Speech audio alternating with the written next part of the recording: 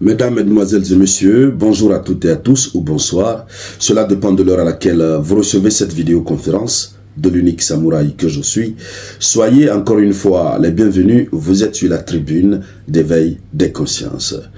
Alors, à la une de l'actualité internationale, l'Allemagne, Olaf Scholz qui fait une visite surprise, une visite démagogique du côté de Kiev.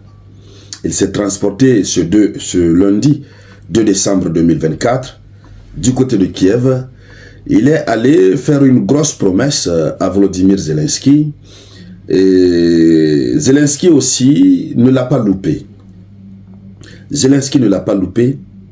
Et l'opposition même au sein de l'Allemagne ne l'a pas aussi loupé. Finalement, nous ne comprenons pas la position de Olaf Scholz, le chancelier allemand, qui tout récemment avait pris des positions comme pour être un peu plus du côté de la Russie, puisque nous savons que l'Allemagne est le deuxième plus grand fournisseur d'aide militaire à l'Ukraine, après les États-Unis d'Amérique, bien entendu. Mais, depuis un certain temps, ils ont dit qu'ils n'ont plus rien à donner à l'Ukraine. C'est Olaf Scholz lui-même qui a eu à le dire.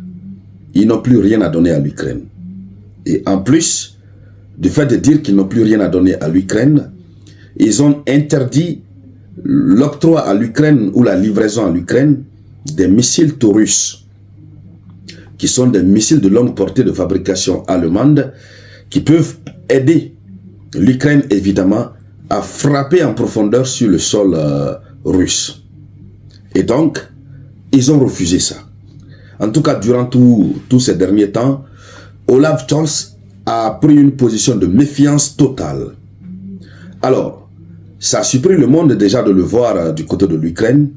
Il est arrivé en Ukraine par une visite surprise, bien entendu. Et au compte de cette visite surprise, les annonces qui ont été faites ont surpris aussi le monde. Qu'est-ce que Olaf Scholz veut concrètement? Et donc, dans le cadre de cette vidéoconférence, c'est bien évidemment le contenu de cette visite que nous allons voir. Mais avant d'aller dans les profondeurs, je vous demande humblement de partager la vidéoconférence. Partagez-la au maximum dans tous les groupes possibles. Partagez-la, mettez beaucoup de j'aime. Cela permet de sécuriser la vidéoconférence. Et pour tous ceux qui ne sont pas encore abonnés, veuillez cliquer pour vous abonner. Cela vous permet de ne plus rater l'actualité internationale. Ici, sur la tribune d'éveil, nous décortiquons l'actualité à 180 degrés. Nous partons dans les moindres détails. Donc, restez informés. Pour ce faire, cliquez pour vous abonner. N'oubliez toujours pas de mettre notre slogan politique en commentaire. Vous mettez en commentaire, osez, c'est déjà gagné. Alors, le chancelier allemand Olaf Scholz, dont la position devient très confuse, s'est déplacé pour aller à Kiev lors d'une visite surprise. Et il faut rappeler que c'est la deuxième visite surprise depuis le début de la situation. Dans sa mallette, il est parti avec une aide militaire supplémentaire de 650 millions d'euros. L'Allemagne qui disait qu'elle n'avait rien, l'Allemagne est partie, Olaf Scholz est parti avec 650 millions d'euros d'aide militaire que l'Allemagne apporte à l'Ukraine.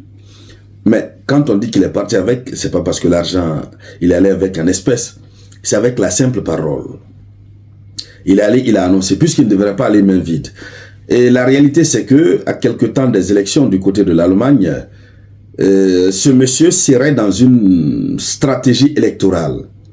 Ce qui est des responsables politiques critiques chez lui à partir de l'Allemagne.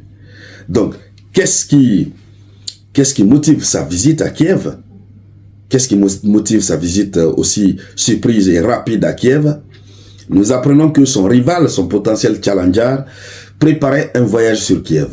Or, aujourd'hui, vous le savez, pour avoir le cœur de beaucoup d'Européens, il faut juste manifester une sorte de solidarité vis-à-vis de l'Ukraine, évidemment, pour pouvoir bénéficier d'une sorte de compassion, d'une sorte de popularité.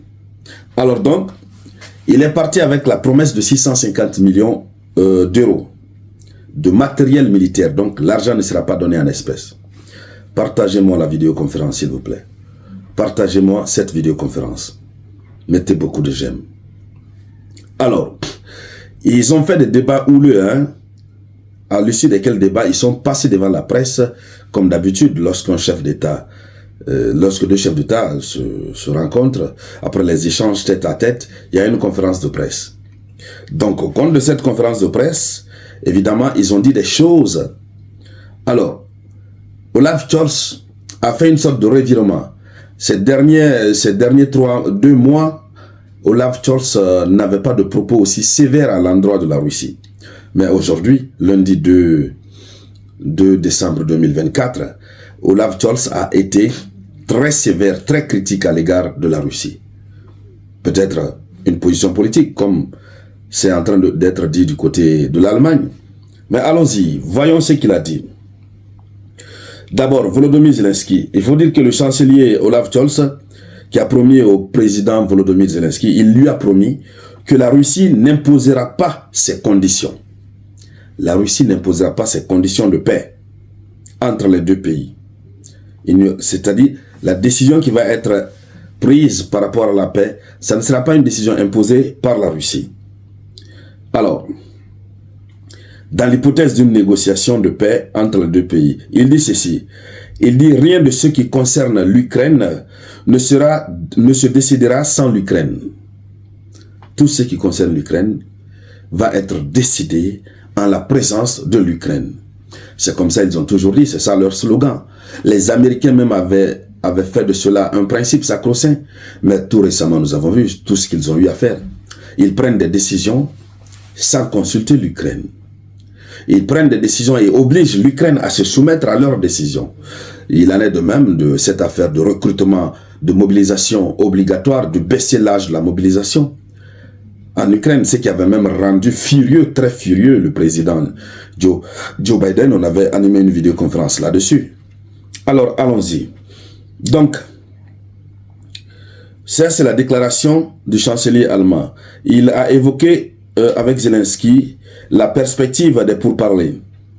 Il a assuré à Volodymyr Zelensky que la Russie ne pourra pas lui dicter la paix.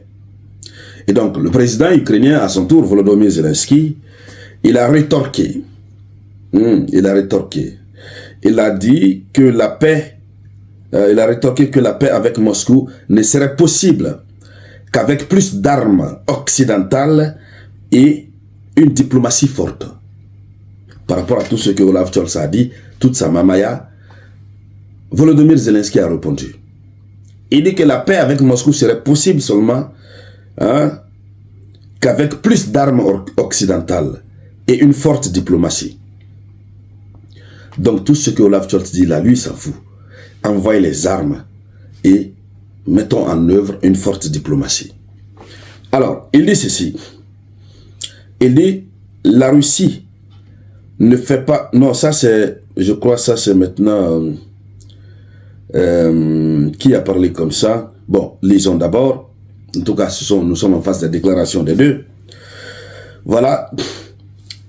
Il dit, la Russie ne fait pas de cadeaux et nous ne pouvons garantir la paix que par la force de nos armes, de notre diplomatie et de notre coopération. Ça, c'est Volodymyr Zelensky qui parle. Il dit, la Russie ne fait pas de cadeaux et nous ne pouvons garantir la paix que par la force de nos armes, de notre diplomatie et de notre coopération. Donc, voici la déclaration que Volodymyr Zelensky a eu à faire. Et Volodymyr Zelensky a jugé fondamental pour l'Ukraine que l'Allemagne ne réduise pas son soutien. Ils ne veulent pas du tout que l'Allemagne réduise son soutien. Pas du tout. Et notamment, il ne faut pas que l'Allemagne réduise son soutien l'année prochaine. Donc, y compris son aide militaire et son aide financière. Donc, globalement, voici ce qui a été dit. Mais c'est critiqué. Et ça, c'est le premier aspect. Le deuxième aspect, ils ont discuté sur cette affaire de missiles Taurus. Nous en avons parlé dans la phase introductive de cette vidéoconférence. Les missiles Taurus, ce sont des missiles de fabrication allemande, mais qui sont très puissants et qui sont des missiles de longue portée. Mais l'Allemagne a refusé. Depuis longtemps, l'Allemagne dit qu'eux ne sont pas dedans. Ils ne vont pas livrer de missiles Taurus Parce que s'ils livrent, la Russie va les attaquer. Et eux, ils ont peur de la Russie. Et d'ailleurs, quand l'Allemagne avait commencé à se préparer récemment, à préparer des abris, après les menaces de Poutine, Zelensky s'était révolté, s'était insurgé contre l'Allemagne, en estimant que l'Allemagne est en train de donner un poids, comme on appelle, un poids aux menaces de la Russie. Donc, jusque-là, en tout cas, le monsieur ne s'est pas prononcé. Mais Zelensky lui a reparlé de cela.